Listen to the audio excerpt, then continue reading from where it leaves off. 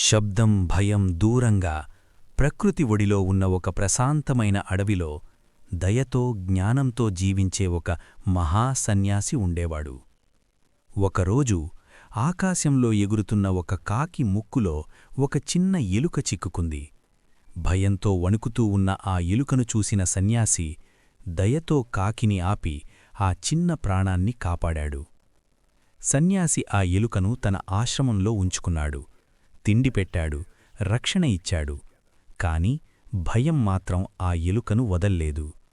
కొద్ది రోజులకే ఒక పిల్లి ఎలుకను వెంబడించడం మొదలుపెట్టింది. భయంతో వణికిపోయిన ఎలుక సన్యాసి దగ్గరకు పరిగెత్తింది. సన్యాసి ఆలోచించాడు, భయంతో జీవించకూడదు అని. తన శక్తితో ఆ ఎలుకను పిల్లిగా మార్చాడు.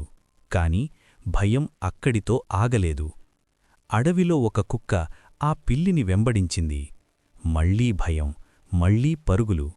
సన్యాసి మరోసారి దయచూపాడు. పిల్లిని కుక్కగా మార్చాడు.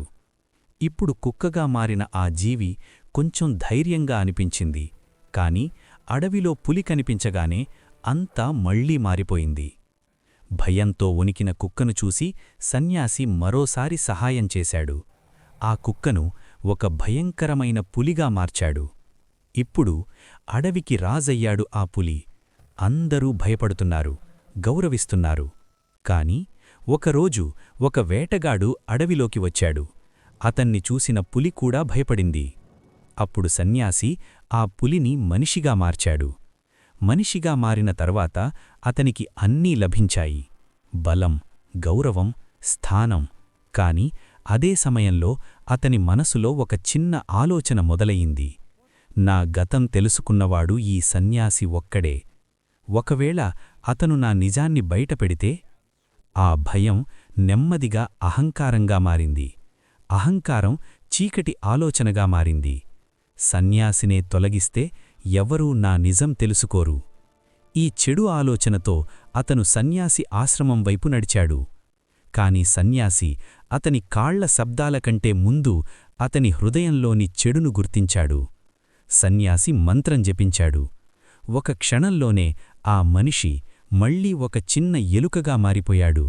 భయంతో అరుస్తూ అడవిలోకి పారిపోయాడు. ఆ ఆశ్రమానికి ఎప్పటికీ తిరిగి రాలేదు.